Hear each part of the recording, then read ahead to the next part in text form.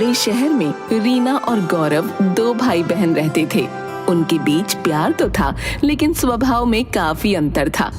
गौरव अनपढ़ था और ऑटो ड्राइवर का काम करके घर चलाता था। रीना कॉलेज में पढ़ती थी, जिसका खर्चा गौरव बड़ी मुश्किल से उठा पा रहा था।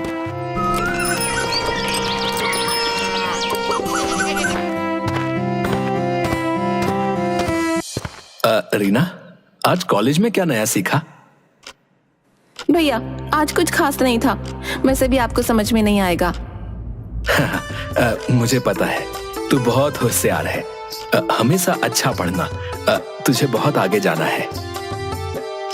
हाँ भैया, मैं जानती हूँ मुझे क्या करना है। आप अपनी फिक्र करो और ऑटो चलाने में ध्यान दो। तू मेरी ताकत है रीना, बस तू खुश रहे और अपनी पढ़ाई में आगे बढ़े, यही मेरी खुशी है। ठीक है भैया, वैसे मुझे पढ़ाई के बाद कुछ जरूरी काम है। खाना मत बनाना, मैं बाहर ही खा लूंगी। ठीक है, जैसा तू कहे। लेकिन तू जा कहाँ रही है? रीना बिना जवाब दिए चली जाती है।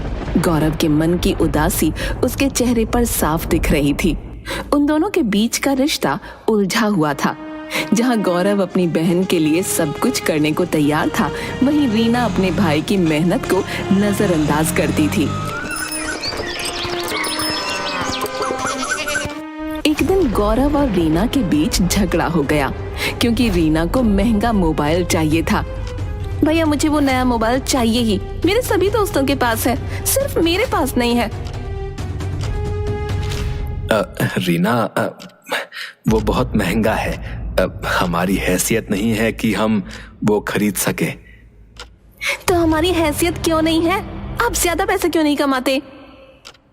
रीना, मैं जितना कर सकता हूँ उतना करता हूँ। ऑटो चलाना ही मेरे बस में है। ऑटो चलाना? क्यों? और कुछ नहीं कर सकते आप? क्यों कुछ बड़ा करने की कोशिश नहीं करते?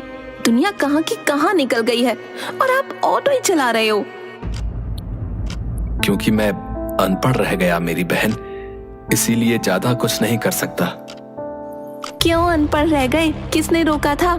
आप ही की वजह से हमारी जिंदगी इतनी कठिन है। हाँ, सही बात है।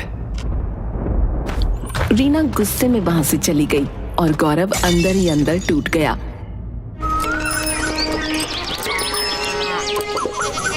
फिर एक दिन जब गौरव अपना ऑटो लेकर निकलता है तो उसे सवारी मिलने में बहुत दिक्कत होती है।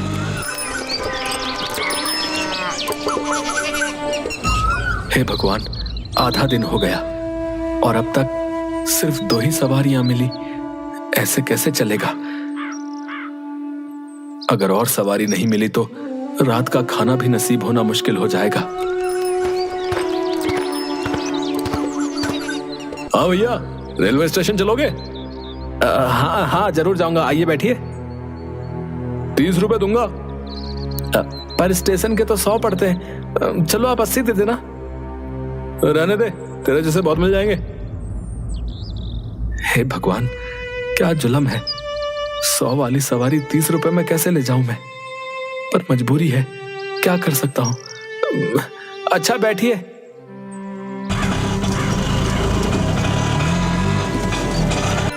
उसके बाद पूरे दिन कोई सवारी नहीं मिलती।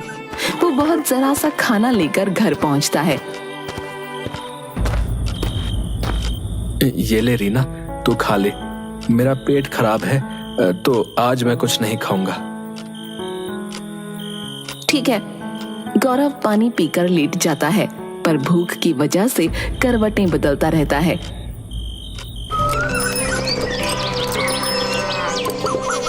कुछ समय बाद रीना का कॉलेज पूरा हो गया और उसने नौकरी के लिए कई जगहों पर अप्लाई किया।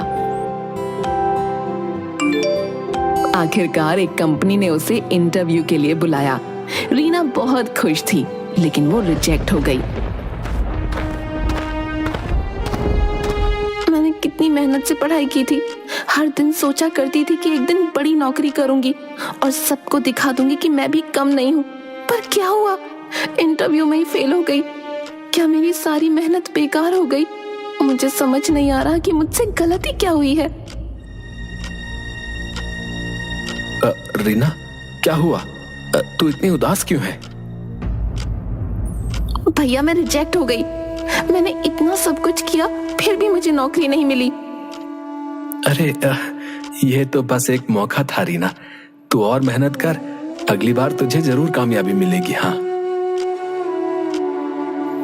लेकिन भैया अगर अगली बार भी ऐसा ही हुआ तो मैं कब तक इन सब का सामना करूंगी? अरे जिंदगी में हार जीत तो लगी रहती है, हैं? तुझे हिम्मत नहीं हारनी चाहिए, मैं हमेशा तेरे साथ हूं। रीना ने गौरव की बात सुनी लेकिन वो फिर भी बहुत उदास थी। उसने अपनी उम्मीदों को टूटते हुए देखा था।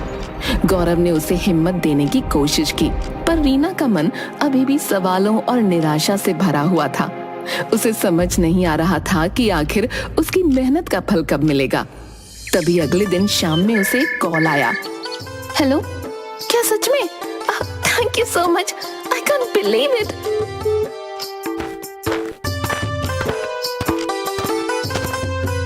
क्या हुआ? किसका फोन है? बहुत खुश लग रही हो। हाँ भैया, मुझे फिर से उस कंपनी से कॉल आई थी, मुझे नौकरी मिल गई है। सच में? ये तो बहुत बड़ी खबर है, मुझे पता था तो जरूर कामयाब होगी। हाँ भैया, अब मुझे उस इंटरव्यू के बारे में सोचकर हंसी आ रही है। उन्होंने आखिरकार मेरी काबिलियत को पहचान लिया। चलो, देर आए दुरुस्त आए, है? ये सब तेरी मेहनत का फल है रीना। अब तुझे अपनी काबिलियत साबित करने का मौका मिला है। हाँ, अब मैं अपने दोस्तों को बता सकती हूँ कि मैंने ये नौकरी पा ली है। आखिरकार मुझे वो मिला जो मैं चाहती थी। अब मैं सब कुछ अपने तरीके से कर सकती हूँ। रीना और गौरव दोनों ही इस खुशखबरी से बहुत एक्साइटेड थे। हालांकि रीना का घमंड अब और भी बढ़ गया था।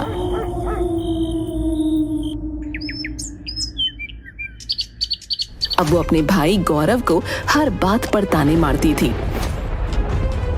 भाई ये देखो, मैंने अपना फेवरेट फोन ले लिया जो तुम अपनी सरासी कमाई से मुझे नहीं दिला पाए थे। चल अच्छी बात है, तुझे तेरा पसंदीदा फोन मिल गया। और तुम्हें पता है मेरी नौकरी की सैलरी इतनी है कि मैं हर बार एक अलग शहर में वीकेंड गुजार सकती हूँ। क्या? सच में? हाँ और क्या, तुम्हारी तरह थोड़ी ही ना, मैं तो बहुत जल्द गाड़ी भी ले लूंगी और तुम अपने इसी ऑटो में घूमते रहना। हाँ, मेरे पास तो यही है, यही मेरी रोजी रोटी है, लेकिन मैं खुश हूँ अपने जीवन से। आप इतने से मैं खुश रहे, लेकिन मैं तो हमेशा से ही इतना सफल होने का सपना देखती थी और अब वो सपना साकार भी हो गया। रीना का घमंड बहुत बढ़ गया था, लेकिन गौरव ने उसके घमंड को भी प्यार समझा। वो उसका वैसे ही ख्याल रखता रहा जैसे पहले रखता था। कुछ दिन बाद रीना ने घर में एक पार्टी रखी। हाय शांति, कैसी है तू? मैं तो एकदम अच्छी हूँ, तू कैसी है? पार्टी तो बड़ी शानदार है तेरी। थैंक यू, तू एंजॉय कर, मैं बाकी लोगों से मिलकर आती हूँ। श्योर। तभी वहाँ गौरव आ जाता है जो अपने ऑटो ड्राइवर वाले रूप में था। उसके बाल बिखरे हुए थे और कपड़े गंदे थे। ओह माय गॉड, ये कौन है? अब ये मेरा अनपढ़ गरीब भाई है, ऑटो चलाता है इसलिए इसकी ये हालत है। अरे भैया, तुम यहाँ क्या करने आए हो? इस पार्टी में तुम्हारे लिए कोई जगह नहीं है, ये अमीर लोगों की पार्टी है। अब मैं आने नहीं वाला था, लेकिन ऑटो का टायर पंचर हो गया और कोई दुकान खुली नहीं है, इसलिए आना पड़ा। सिर्फ ऑटो का टायर नहीं, तुम्हारी जिंदगी भी पंक्चर हो चुकी है। अरे रीना, वो तेरा बड़ा भाई है, ऐसे क्यों बात कर रही है?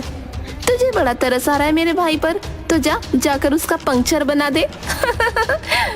Shut up Reena, respect your elders. Reena अब इसी तरह से गौरव की बेझिझक बेइज्जती किया करती थी। एक दिन गौरव ने रीना को पॉकेट मनी के लिए 500 रुपए दिए, जो वो हमेशा उसे दिया करता था। लेकिन इस बार रीना के तेवर बदले हुए थे। ले रीना, 500 रुपए रख ले, तेरी pocket money. Are you serious? 500 रुपए। मैं अब इससे 1000 गुना ज्यादा कमाती हूँ। मुझे आपकी जरा सी पॉकेट मनी नहीं चाहिए। मैं मानता हूँ कि ये पॉकेट मनी ज्यादा नहीं है, पर ये मैं तुझे हमेशा से देते आया हूँ ना, इसीलिए दे रहा हूँ। इसको मेरा आशीर्वाद और प्यार समझकर रख ले बहना। आशीर्वाद और प्यार देना है तो वैसे ही दे दो, पैसे क्यों दे रहे हो? और अगर आप ये सोचते हो कि पैसों से आशीर्वाद दिया जाता है तो इससे कहीं ज्यादा आशीर्वाद मैं आपको दे सकती हूँ। बताओ, चाहिए? अरे तू मेरी भावनाएं नहीं समझ रही है। और आप मेरी बात नहीं समझ रहे हो। अरे लेकिन ओहो भैया, दिमाग ना खाओ मेरा। आपके पास बहुत फालतू वक्त होगा, मेरे पास नहीं है। मुझे ऑफिस का काम करना है, जाओ यहाँ से। अब ठीक है। गौरव ने वो 500 का नोट वापस अपनी जेब में रखा और आंखों में नमी लेकर वहां से चला गया। अगले दिन उनके घर उनके एक दूर के चाचा आए जिनका नाम मदन था।